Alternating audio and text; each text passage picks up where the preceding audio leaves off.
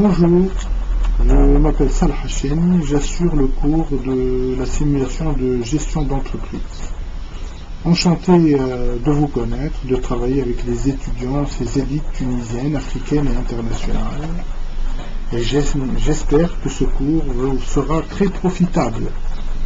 Nous aborderons tout d'abord la notion de base pour un cas pratique, c'est l'environnement économique.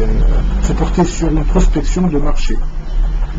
Maintenant, juste ne pas confondre avec les équilibres économiques dans une entreprise et l'environnement économique à l'extérieur de l'entreprise. Donc, juste un mot sur les équilibres économiques d'une entreprise. Celle-ci s'attache essentiellement au coût, au budget, à la trésorerie, à la finance. Le coût analytique, ce sera un coût de centre, indexé à la comptabilité. Les budgets seront négociés, indexés également au centre d'analyse et aux rubriques analytiques, de la comptabilité analytique bien sûr, qui elle-même sera indexée au budget de la trésorerie, au niveau de la trésorerie, donc dans la trésorerie, dans les tableaux de trésorerie, dans les logiciels de trésorerie, vous retrouverez l'indexation des budgets.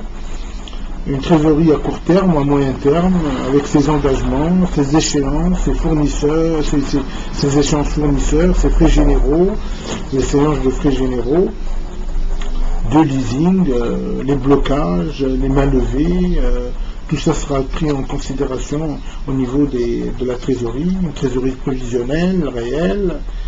Également, il faut voir dans ce domaine le plan directeur de production, qui est une adéquation entre le calendrier des livraisons, le cadencier de la production, qui se fait en général par objectif sur l'année, négocié, suivant le budget, bien entendu, qui aurait été négocié, donc ces objectifs devraient être pris en considération. Les aléas et la capacité des marchés, vous avez une capacité machine et vous avez les aléas des marchés, la main-d'œuvre disponible et qualifiée, le taux de rendement approximatif d'une opération, d'une série, d'un lot de produits, les contraintes financières qui en découlent. Donc tout ça doit être pris en compte au niveau des équilibres économiques, voir aussi les notions de points morts, le coût variable, les coûts fixes, qui se travaillent pour calculer les équilibres économiques, le traitement, voilà, vous allez voir tout ça. Ce qui est sûr, c'est que nous ferons plus tard un cas pratique dans une entreprise industrielle en pleine expansion et qui se trouve en cessation de paiement. Donc une grave crise financière dans une activité en pleine expansion. Donc un contraste entre une croissance de développement et une trésorerie très très faible qui est due également à ce que les équilibres financiers n'auraient pas été pris en compte. Donc on fera Inch'Allah un cas pratique chiffré, technique, avec vraiment un cas pratique qui existe. Ceci dit, nous revenons donc à notre cas pratique, à la prospection du marché tunisien. Donc, concernant, comme je vous ai dit, l'environnement économique extérieur, et plus précisément la notion du cas pratique que nous allons développer, la prospection du marché tunisien ou la prospection d'un autre marché, on va essayer de scinder le travail d'approche en 6 axes. Bien entendu, toujours à considérer que c'est un cas de sensibilisation des notions de base. Et ce cas pratique n'a pas la prétention de vous donner l'information exhaustive, juste vous dire ce dont vous aurez besoin dans l'avenir en cas de prospection d'un marché. Donc je rappelle que les 6 axes que nous allons traiter sont à faire, sont importants à savoir, sont, à mon avis, bien entendu, premièrement, l'environnement économique en général, de l'investissement du pays concerné. En second lieu, je dirais que nous devons également prendre en considération l'axe du cadre juridique, fiscal, de la propriété intellectuelle, de l'investissement dans le pays concerné. Troisièmement, je pense que les types de contrats qui sont généralement admis et appliqués dans ce pays. Également, le financement des projets. Comment se fait l'organisation financière, bancaire, les types de crédits, tout ça doit être également travaillé, creusé, scruté et bien ficelé. Également, à prendre en considération, et ce n'est pas un moindre détail, le climat social des organismes sociaux.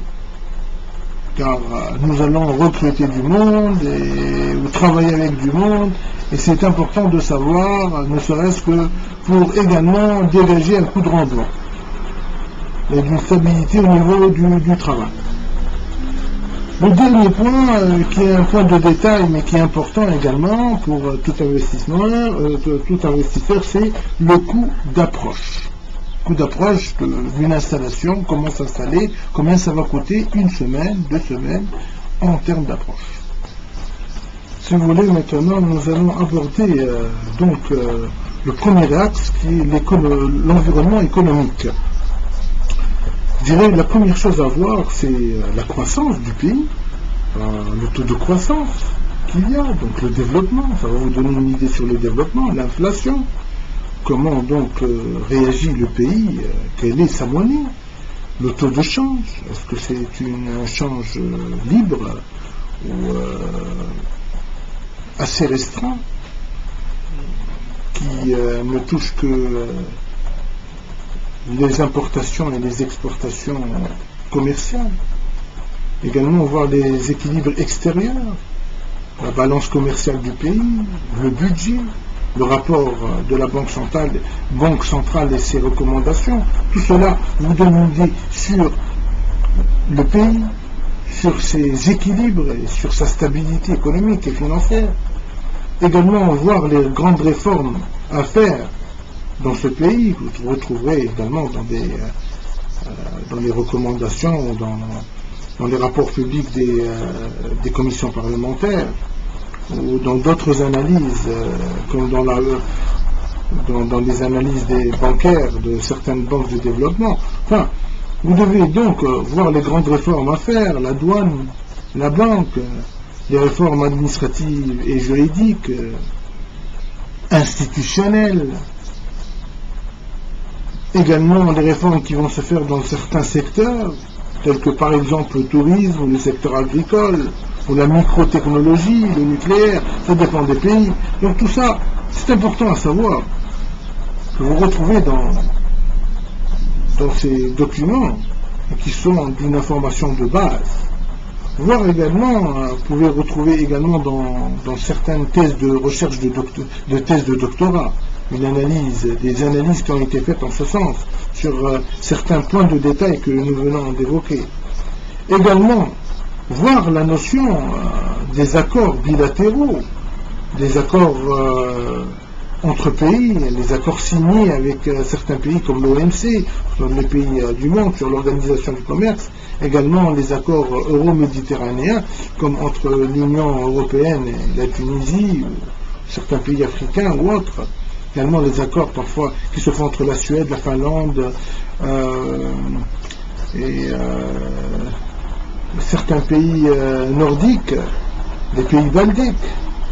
Également, il faut voir des accords préférentiels. La Tunisie, par exemple, avec les USA et le Japon et l'Australie, je crois, au moins les USA et le Japon.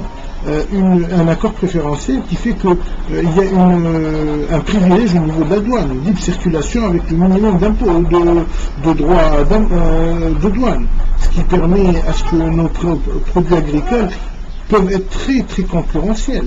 Donc il faut connaître tous ces accords. Face à ça, il y a également, vous savez, dans ces accords, vous allez remarquer les privilèges douaniers, les crédits qui sont accordés, les coopérations, la libre circulation de certains produits comme on vient d'évoquer, les lignes de crédit qui sont accordées pour les fournisseurs de tel pays avec des taux préférentiels et des durées très très alléchantes.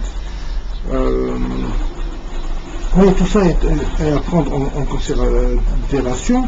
Également, par exemple, en Tunisie, avec les accords du Maghreb, permet, lorsque le produit est d'origine, peut être vendu avec un coût 10% moins cher. Donc cela également est à savoir. Et donc face à tout ça, il y a des accords bilatéraux là c'est encore beaucoup plus restreint, entre deux pays comme la Tunisie et la France, la Tunisie et la Mauritanie, la Tunisie et le Congo. Donc il faut voir tous ces accords. Parfois la Tunisie est votre pays, donc votre pays avec tel pays. Donc il faut voir tous ces accords ou faire en sorte pour qu'il y en ait. Donc c'est dans ces avantages spécifiques, vous allez trouver des avantages au niveau douanier, libre circulation de certains produits, des avantages financiers, des lignes de crédit qui vont s'ouvrir, l'intégration du personnel en cas d'investissement, faciliter des procédures administratives pour les non-résidents. Donc autant de domaines à savoir, et qui fait que vous avez une notion très très importante concernant le pays. Il faut à ce sujet demander donc à votre chambre de commerce ou votre ministère des Finances de votre pays ou du pays concerné les analyses, voir également dans les universités et dans les bases de données des pays, est-ce qu'il y a des doctorats, des recherches en ce sens qui ont été faites et qui sont actualisées. Également, vous pouvez voir dans le site du FMI, chapitre 4, les analyses des pays qui est très forte, qui est très bonne. Également voir dans Standard & Poor's les notations financières. Également il y a des analyses sur les pays, sur certains domaines qui pourraient vous intéresser. Également à la BUI, à la Banque africaine de développement, les rapports économiques par État. Voilà. Donc toutes les notions qu'il faudrait avoir pour pouvoir établir une donnée économique environnementale du pays. Donc ce sera le premier axe. Je vous remercie.